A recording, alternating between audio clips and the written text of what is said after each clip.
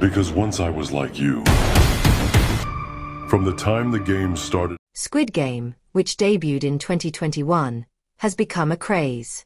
Although the South Korean thriller's excellence and skillful implementation of its concepts are undeniable, not all of them are unique. Long before Squid Game's first season premiered, a number of other nations developed television shows with comparable plots. The Brazilian serial 3% is among the most well-known. Netflix had already released the first season of 3% 9 years prior, so Squid Game wasn't the first grim indictment of capitalism with lethal games to debut on the streaming service. In the dystopian thriller, the Earth has been mostly destroyed, and only 3% of people have managed to gain the privilege of escaping the hardship and filth of inland and entering the ostensibly utopian offshore. Any fan of Squid Game will recognize the testing procedure used on all 20-year-olds since the process consists of a series of death games. The main plot of 3% is on Michelle Santana, played by Bianca Compato, who starts her adventure by going through the process in an attempt to learn more about the fate of her elder brother Andre, who vanished after completing the process and working covertly for the cause, an anti-offshore opposition group. A wheelchair user whose father is a religious leader who teaches the people of inland that society being divided by the process is the natural order of things. Michelle finds a friend and ally in Fernando Carvalho, played by Michelle Gomez, despite facing up against several other aspirants. In addition, Vanessa Oliveira's modest but competent Joanna Qualo, Rodolfo Valente's egotistical and duplicitous Rafael Moreira, and Rafael Lozano's well-known Marco Alvarez, whose family is renowned for consistently finishing the process, join them. Prior to the start of the games, João Miguel, who serves as the primary adversary for the first season, introduces the competitors to the leader of the process, the cunning and slimy Ezekiel. The problems encountered in the process are far more varied than those in Squid Game, which has death games that are all based on traditional Korean children's games and pastimes.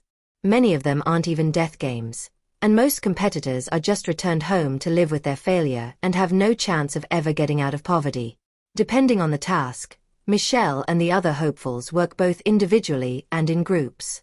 They must overcome interviews, different kinds of puzzles, a journey through a pitch-black tunnel that is filled with hallucinogenic gas, customized forms of torture, and, similar to Squid Game, the use of the process to incite violence against one another. The main focus of Season 1 is what the games reveal about the players and what their presence has to say about both the 3% universe and the real world that it exists to comment on, as exciting and tense as the challenges are, and as useful as they are for advancing the plot. Fernando surpasses everyone's expectations of him by succeeding more in the process than he ever did in the real world, while Michelle's heroic ambitions are shown to be foolish when she directly clashes with Ezekiel. While Marco appears to be a noble leader at first, his true savagery emerges the moment his sense of privilege and entitlement are questioned.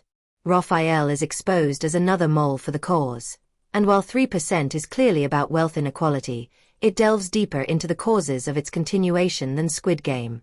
The dystopian status quo was created not just by avarice but also by the hoarding of the few resources left behind after the wealthy and powerful had destroyed the planet's biosphere. The inlanders lack class solidarity because, like contemporary capitalism, the system they live under makes everyone view one another as competitors from birth.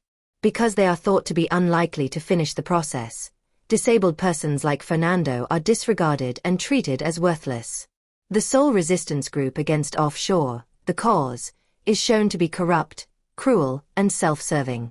Later seasons reveal that the group was initially founded not out of a sense of heroism against this world's extreme form of capitalism, but rather because the daughter of offshore's founders failed the process and wanted revenge for being left on the inland.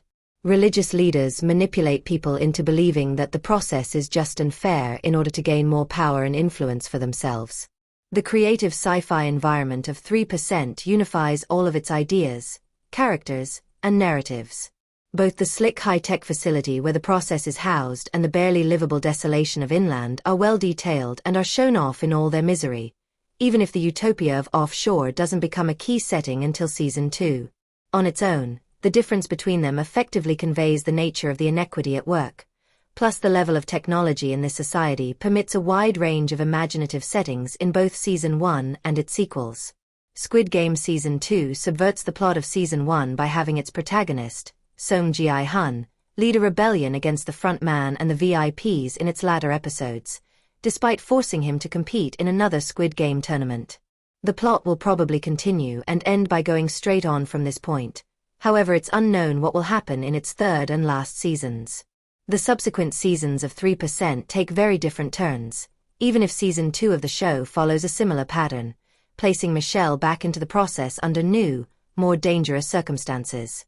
The process facility is only one of numerous important locations by the time 3% enters its third season, and the characters' engagement in the process serves as a means to an end in their continuous struggle to overthrow offshore. The Shell, a new civilization Michelle created in the midst of the desert for anybody who wants to challenge the established quo, serves as the main background for the majority of the action, which takes place in offshore. By putting the former underdog heroine and her allies in positions of power and demonstrating how easily they begin to adopt the same governing behaviors at offshore, the Shell completely upends the class dynamics and politics of the series.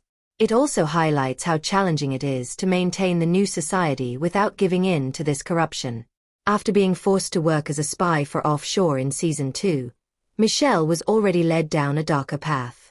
However, this season highlights the perils of her idealism even more, and with Raphael primarily looking out for himself and many of the new characters having differing morals and skill levels, Joanna is given the chance to emerge as the series' real hero. This fundamental structure is maintained throughout season 4, which intensifies the conflict between inland, offshore, and the Shell to an unprecedented degree and culminates in a thrilling conclusion.